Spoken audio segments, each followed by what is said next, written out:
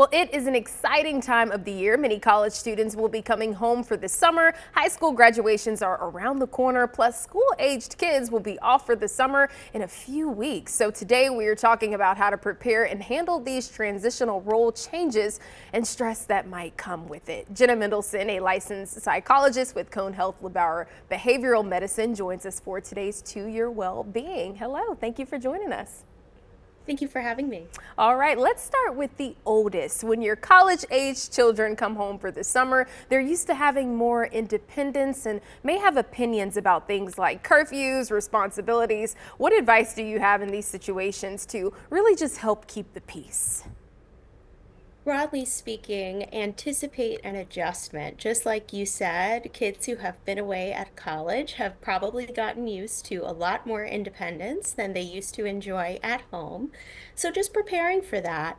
And just like the kids may have changed, it's quite possible that parents have gotten used to some new routines around the house.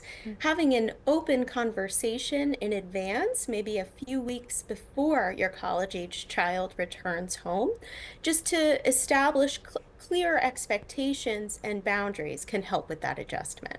Okay, let's stick with that. How important is open communication during the transition? It's very important. Like I said, parents and college-age children change during the time that they're apart from each other and kids are away at school. It's a transition not just for your child, but in your relationship with your child, where you can anticipate going from knowing them as young children and teenagers into knowing them as adults. So, approaching that transition with an attitude of curiosity rather than jumping to assumptions that maybe your child likes all the same things that they used to like in high school or even middle school, getting ready to get to know them in their new stage of life. If the young person doesn't want to talk with their parents about how they're feeling, managing things, what advice do you have for parents to try to get them to open up? That can be so tricky, especially since during this period it can be developmentally typical for kids to not really want to talk to their parents as much as they may have wanted to, especially when they were young children. So, just letting your kids know that you're available for them, you're a secure base that they can come home to when they need it, and also just expressing curiosity, like I said, being available, doing little things like rather than assuming you know what they're going to want from the supermarket based on what they may have wanted in high school, asking them before you make a supermarket run. And you may be surprised to find that their tastes have changed, and they learn from even that small of an interaction that you are open to the changes they may be undergoing. Absolutely. And what if a parent is concerned about the changes they notice in their child now that they are home? Are there any red flags to look out for? Absolutely. And while we can anticipate changes during this time, there are certainly some changes that can be concerning.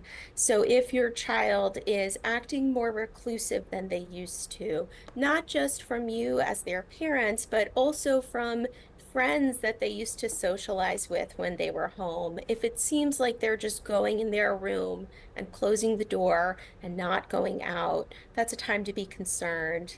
Major changes in their sleep habits, a decline in hygiene, changes in eating habits that result in a change, a weight gain or a weight loss.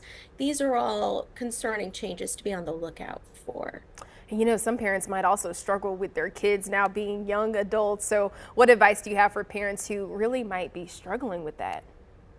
Yeah, it's a tough time for parents to sometimes referred to as empty nest syndrome, which of course is not a clinical diagnosis, but the fact that there's even a little term for it speaks to how broadly challenging this period of time can be, especially for those who really identify closely with their role as a parent.